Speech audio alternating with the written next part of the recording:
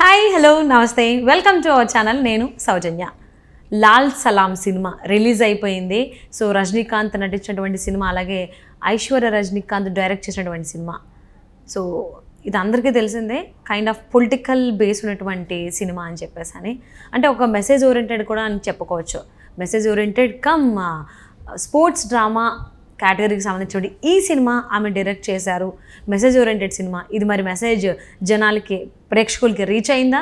అసలు ఏం జరిగింది? ఈ అంశానికి సంబంధించి మనతో మాట్లాడడానికి, ఈ సినిమాకి సంబంధించిన రివ్యూని మనతో పంచుకోవడానికి ఈరోజు మనతో పాటు ఉన్నారు ఫిలిం జర్నలిస్ట్ యజ్ఞమూర్తి గారు ఉన్నారు. వారితో మాట్లాడదాం. హాయ్ అండి. హాయ్ అమ్మా.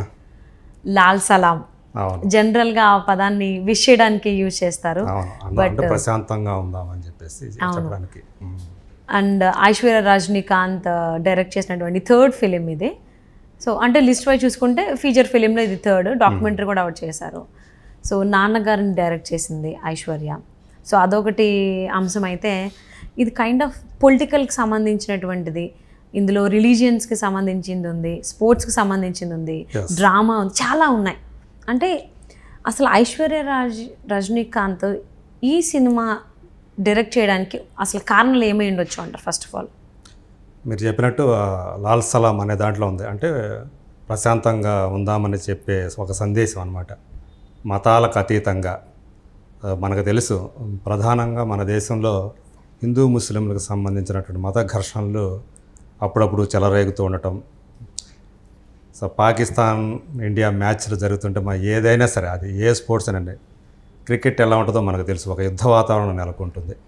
అంటే ఆ రెండింటి మధ్య అలాంటి ఒక ఎమోషనల్ అంశం ఎప్పుడు కూడా ఒకటి ఉంటుంది మనకి. సో అట్లా హిందూ ముస్లిం ఏ ఊరిలో చూసుకున్నా సరే, పల్లెటూళ్ళల్లో ఖచ్చితంగా హిందువులు ముస్లింలు కూడా ఒక పార్టీగా ఉండటం మనకు తెలుసు.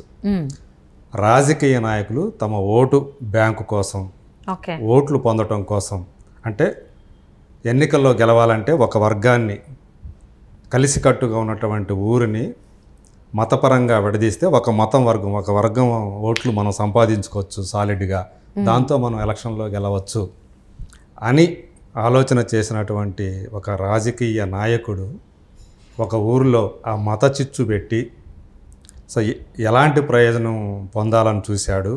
సో అతను పెట్టిన చిచ్చు ఆ రెండు మతాలకు సంబంధించినటువంటి ఆ ఊరి వాళ్ళని ఎలా విడదీసింది, చివరికి ఏమైంది, సో అనేది ఇది. సో ఇది చెప్పాలనుకున్నారు ఆమె ఐశ్వర్య రజనీకాంత్. అంటే ఇది ఆవిడ ఎక్స్పీరియన్సా లేకపోతే ఎక్కడన్నా జరిగిన అంశమా ఏంటంటే? ఇది మామూలు ఎప్పుడు జరిగాయే మనకి.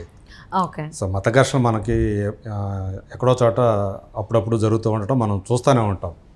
ఆమె ఒక సందేశం ఇవ్వాలనుకున్నారు. సో అందరం కూడా మతం, ఎవరెవరు ఏ మతాన్ని ఎవరు కూడా అనుసరించినా కానీ అందరూ కూడా మానవత్వంతో మెలగాలి అని ఒక సందేశం ఆమె ఇవ్వాలనుకున్నారు. అట్లాగే ఈ సినిమాలో అలాంటి ఆ కథని అలా మలిచారు. సో దీనికి ఒక క్రికెట్ను కూడా తీసుకున్నారు. అట్లాగే తన తండ్రి రజనీకాంత్ని, యాక్చువల్గా ఇందులో రజనీకాంత్ ప్రత్యేక పాత్ర అని చెప్పారు కానీ, బట్ ఆయనది త్రూఅవుట్ సినిమాలో ఉండేటువంటి ఫుల్ ప్లెడ్జెడ్ క్యారెక్టర్ అయింది. సో మొయినుద్దీన్ అని చెప్పేసి ముంబైలో ఒక బిజినెస్ మ్యాన్గా మనకి పరిచయం అవుతాడు. కానీ ఆయన ఒక పల్లెటూరుకి సంబంధించిన వాళ్ళే. కంసుపురము, కూసుపురము ఇట్లాంటిది ఆ పేరు ఉన్నటువంటి ఒక విలేజ్. సో వాళ్ళు ఎప్పుడు హిందువులు ముస్లింలు కలిసికట్టుగా ఉంటారు. సో ఇలా ఈయన ఒక కుటుంబం మొయినుద్దీన్ది, అలాగే ఇంకొక కుటుంబం ఉంటుంది, అది విష్ణు విశాల్ ఫ్యామిలీ. విష్ణు విశాల్ తల్లిగా ఇందులో జీవిత రాజశేఖర్ కనిపిస్తారు మనకి. సో అలా ఆ రెండు కుటుంబాలు చాలా అన్యోన్యంగా ఉంటాయి. కానీ ఆ కుటుంబాలకు సంబంధించిన పిల్లలు ఇద్దరూ క్రికెట్ ఆడేవాళ్లే. ఎవరైతే మత చిచ్చు పెట్టారో దానికి వీళ్ళిద్దరూ కూడా కొట్టుకొని విడిపోయి చివరికి ఒక జాతర అనేది, అంటే ఊళ్ళో అతి ప్రముఖమైనటువంటి కొన్ని ఈవెంట్స్ జరుగుతూ ఉంటాయి. అందులో జాతర అనేది చాలా ప్రముఖమైనటువంటి ఒక ఈవెంట్, గ్రామదేవతకు సంబంధించి ప్రతి సంవత్సరం జరుపుతారు. అసలు ఒక జాతర ఆ చిచ్చు పెడితే, ఒక జాతరలో వాళ్ళు మత చిచ్చు పెడితే దుర్మార్గులు చివరికి ఆ జాతరతోనే కలవటం చివరిలో ఇది కనిపిస్తుంది. ఈ మధ్యలో వచ్చే ఈ డ్రామా ఇదంతా కూడా కొంచెం అట్రాక్టివ్గా ఉంటే బాగుండేది. సో ఈ సినిమాలో కనిపించింది ఏంటంటే తీసుకున్న పాయింట్ ఇదంతా కూడా మంచి సమాజానికి మనుషులకి మంచి చెప్పాలని ఆమె చేసిన ప్రయత్నం అయితే బాగానే ఉంది, కానీ బట్ ఆ స్క్రీన్ ప్లేనే కొంచెం మనకి బోరింగ్గా అనిపిస్తుంది. సో విష్ణు విశాల్ క్యారెక్టర్ ఏదైతే ఉందో దాన్ని ఆమె తీర్చిదిద్దిన విధానం, ఏదైతే డిజైన్ చేసిన విధానం, అది కొంచెం అంటే అంత అట్రాక్టివ్గా లేదు అది. సో ఊళ్ళో వాళ్ళందరూ కూడా అసహించుకునేటట్లుగా ఆ క్యారెక్టర్ని ఆమె చేశారు. కానీ నిజానికి అంత అంటే తనలో యాక్చువల్గా ఆ ఇంటెన్షన్ ఉండదు చెడు చేయాలని, కానీ అతను చేసే పనుల వల్ల చెడు జరిగి ఊళ్ళో వాళ్ళందరూ కూడా మతపరంగా విడిపోవడానికి అతను కూడా ఒక కారణం లాగా అవుతాడు. ఓకే. సో అట్లాగే అంటే కొన్ని క్యారెక్టర్లను కనుక మనం ప్రజలకి చేరువయ్యేటట్లు ఏదైతే చెప్పదలుచుకున్నారో దాన్ని వాళ్ళకి అట్రాక్టివ్గా ఉండాలంటే కొన్ని క్యారెక్టర్ని చక్కగా డిజైన్ చేసుకొని ఉండాలి, మనసుకు హత్తుకొని ఉండాలి. అది ఈ సినిమాలో లోపించింది. జీవిత రాజశేఖర్ క్యారెక్టర్ ఒక కీలకమైన పాత్ర, కానీ ఆమె స్క్రీన్ మీద కనిపించినంతసేపు ఏడుస్తూనే ఉంటుంది. ఇది కొంచెం ఇబ్బందికరంగా ఉంటుంది. ఒకసారి 2 సార్లు అంటే పర్వాలేదు, కానీ ప్రతిసారి ఆమె కనిపించినప్పుడల్లా శోకాలు పెడుతూ కనిపిస్తూ ఉంటుంది. ఇది కొంచెం ఆ స్క్రీన్ ప్లేలో దొరికినటువంటి ఒక అంటే ఆ తరహా ఏడుపు సీన్లు కనుక సీరియల్స్ కంటే సరిపోతాయి, కానీ సినిమాలకు వచ్చేటప్పటికి చాలా కేర్ తీసుకోవాలి. అవును, ఆ విషయంలో ఎక్కువసేపు ఏంటంటే మనం ఎంటర్టైన్ చేసేటట్టు ఉండాలి, కానీ క్యారెక్టర్స్ అవి ఏడ్చి ఆ సానుభూతి ద్వారా గెలిచే అంటే మన ప్రేక్షకుల హృదయాన్ని గెలవాలని చెప్పి చూస్తే అది మిస్ఫైర్ అవుతుంది. సో అది ఇక్కడ లోపించింది. అలాగే ఇందులో మొయినుద్దీన్ క్యారెక్టర్ ఎవరైతే చేశారో రజనీకాంత్, ఆయన సంగతి మనం చెప్పాల్సిన పనిలే. సో ఆయన స్క్రీన్ మీద కనిపిస్తే చాలు. అలా తను ఆ మొయినుద్దీన్ క్యారెక్టర్కి 100% న్యాయం చేశాడని మనం ప్రత్యేకంగా చెప్పక్కర్లే. సో ఆయన అభిమానులు ఆయన అలరించుతాడు. ఆయన కొడుకు క్యారెక్టర్ విక్రాంత్ అని ఒక ఆర్టిస్ట్ చేశాడు. సో ఆ క్యారెక్టర్లో కూడా కొన్ని మనకి అంత బలంగా లేదు. యాక్చువల్గా ఆయన కొడుకు విక్రాంత్ ప్లస్ విష్ణు విశాల మధ్య గొడవ ఇది. వాళ్ళిద్దరు గొడవ చివరికి ఎట్లా పెద్దల గొడవగా మారిపోయి ఎలా తయారయ్యింది, ఇది అట్రాక్టివ్గా చెప్తే బాగుండేది. అదే అంటే డైరెక్షన్ లోపమే.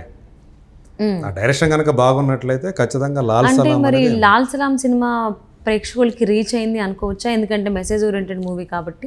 అదే ఇప్పుడు మెసేజ్ చెప్పడానికైతే మామూలుగా చెప్పేయచ్చు, ఒక స్లోగన్ తోటి చెప్పేయచ్చు. సో అలాంటి ఒక స్లోగన్ని మత సామరస్యం ఉండాలి, అందరూ కలిసిమెలిసి ఉండాలి, మతాలకు అతీతం, ఏ మతం ఎవరైనా చేసుకున్నా కానీ మనుషులుగా కలిసిమెలిసి ఉండాలని ఇట్లా మామూలుగా మనం చెప్పేయచ్చు.